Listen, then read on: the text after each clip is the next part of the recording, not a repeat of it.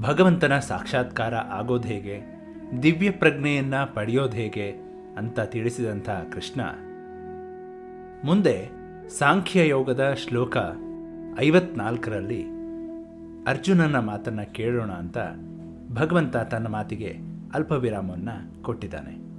ಹಾಗಾದರೆ ಅರ್ಜುನ ಏನು ಹೇಳ್ತಿದ್ದಾನೆ ನೋಡೋಣ ಬನ್ನಿ ಈ ಶ್ಲೋಕದಲ್ಲಿ. ಅರ್ಜುನ ಉವಾಚ ಸ್ಥಿತಪ್ರಜ್ಞಸ್ಯ ಕಾ ಭಾಷಾ ಸಮಾಧಿ ಸ್ವಸ್ತ್ಯ ಕೇಶವ ಸ್ಥಿತಧಿಂ ಕಿಂ ಪ್ರಭಾಷೇತ ಕಿಮಾಸೀತ ವ್ರಜೇತ ಕಿಂ. ಈ ಹಂತದಲ್ಲಿ ಕೃಷ್ಣ ತನ್ನ ಉಪದೇಶವನ್ನು ನಿಲ್ಲಿಸಿ ಅರ್ಜುನನ ಪ್ರಶ್ನೆಯನ್ನು ಕೇಳಿಸ್ಕೊಳ್ತಾನೆ. ಮನುಷ್ಯನ ಅರಿವು ಗಟ್ಟಿಗೊಳ್ಳಬೇಕು.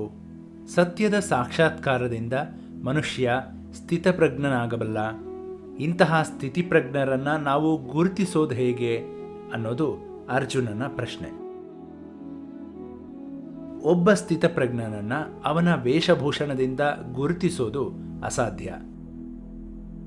ಬಾಹ್ಯ ಪ್ರಪಂಚಕ್ಕೆ ಅಂಟಿಕೊಳ್ಳದೆ ಅಂತರಂಗ ಪ್ರಪಂಚದಲ್ಲಿ ಸಮಾಧಿ ಸ್ಥಿತಿಯನ್ನು ತಲುಪಿದ ಅವರನ್ನು ಹೇಗೆ ಗುರುತಿಸಬಹುದು? ಅವರು ಬಾಹ್ಯ ಪ್ರಪಂಚದೊಂದಿಗೆ ಹೇಗೆ ವ್ಯವಹಾರ ಮಾಡ್ತಾರೆ? ಅವರ ನಡೆ ನುಡಿ ಹೇಗಿರುತ್ತೆ ಅನ್ನೋದು ಅರ್ಜುನನ ಪ್ರಶ್ನೆ. ಈ ಶ್ಲೋಕದಲ್ಲಿ ಅರ್ಜುನ ಕೃಷ್ಣನನ್ನು ಕೇಶವ ಅಂತ ಕರೆದಿದ್ದಾನೆ. ಈ ಒಂದು ನಾಮದ ಸಂಬೋಧನೆಯಿಂದಲೇ ಅರ್ಥ ಆಗುತ್ತೆ ಅರ್ಜುನ ಸ್ವಯಂ ಒಬ್ಬ ಮಹಾಜ್ಞಾನಿ ಅಂತ.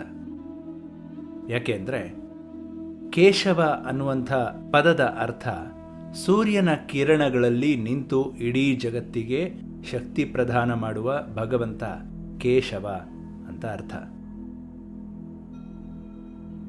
ಜಗತ್ತಿಗೆ ಬೆಳಕು ಕೊಡುವ ನಿನ್ನಿಂದ ನಾನು ಈ ವಿಷಯವನ್ನು ಕೇಳಿ ತಿಳಿದುಕೊಳ್ಳೋಕೆ ಉತ್ಸುಕನಾಗಿದ್ದೀನಿ ಅನ್ನುವ ಅರ್ಥದಲ್ಲಿ ಅರ್ಜುನ ಈ ಮಾತನ್ನು ಹೇಳಿದ್ದಾನೆ. ಹಾಗಾದರೆ ಅರ್ಜುನನ ಈ ಪ್ರಶ್ನೆಗೆ ಕೃಷ್ಣ ಪರಮಾತ್ಮ ಏನಂತ ಉತ್ತರಿಸ್ತಾನೆ ನೋಡೋಣ ಮುಂದಿನ ಸಂಚಿಕೆಯಲ್ಲಿ ಮುಂದಿನ ಶ್ಲೋಕದೊಂದಿಗೆ. ಅಲ್ಲಿವರೆಗೂ ಎಲ್ಲರಿಗೂ ನಮಸ್ಕಾರ.